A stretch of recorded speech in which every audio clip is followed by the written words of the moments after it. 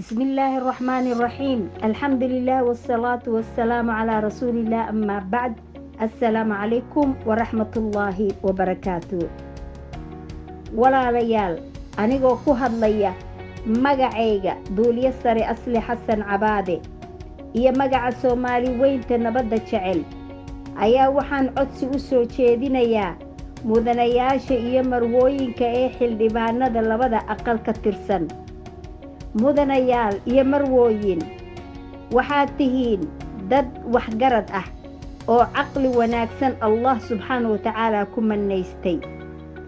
walaalayaal waxaad matalaysaan Soomaali weyn oo idil, waxaadna ku dhaarateen magaca Ilaahay subxaanahu wa ta'ala idinkoo kutubkii Qur'aanka Kariimka ah gacnaha wada saaray bishii Ramadaan dhexdeedii. haddaba idinkoo og xaaladda uu dalku ku sugan yahay oo uu cadowga shisheeyuhuna faragelin ba'an ku hayo, kuwaasoon doonaynin jiritaankeenna, horumarkeenna iyo nabadgelyadeennaba. walaalayaal, waxaan idin xusuusinayaa hadalkii Ilaahay subxaanahu wa ta'ala nagu yidhi: acuudu billaahi min ashaytaani alrajiim واعتصموا بحبل الله جميعا ولا تفرقوا. oo macnaheedu yahay qabsada xariga Eebbe subxaanahu wa ta'ala dhammaantiin hana kala tegina. anigoo taa ka tixraacaya isku duubnidiinna, waxaadna ogaataan Allah subxaanahu wa ta'ala ayaa ruuxa doorta, ummaddiisuna wuu u adeejiyaa.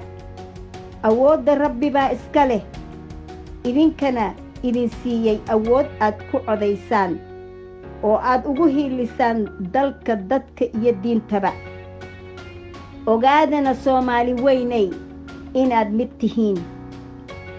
qabiil looma baahna iyo qurun na aafeeyey. dad walaalaa wada tihiin, dad midaa wada tihiin, midnimada ku wada dadaala insha Allah. haddaba Ilaahay subxaanahu wa ta'ala ka sokow, maanta dalka hiilo ayuu idinka baahan yahay. walaalayaal, hiiladaas oo ah inaad doorataan shakhsiga aad aragteen waxqabadkiisa xag ciidan, xag dhaqaale, xag horumar, xag nabadgelyo iyo xag siyaasadeedba. shakhsigaasoo ah madaxweynaheenna mudane maxamed cabdullaahi maxamed farmaajo.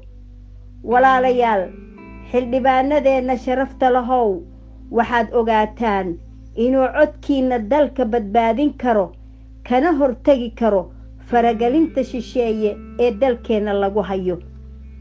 Soomaali horay ugu mahmahday baroorta orgiga ka weyn. waxaanse uga gol leeyahay, shisheeyuhu ma kala jeclo Soomaali oo waa isugu mid, laakiin faragelintoodu waa hanqaltaagga ay u soo hanqaltaagayaan khayraadka waddankeenna.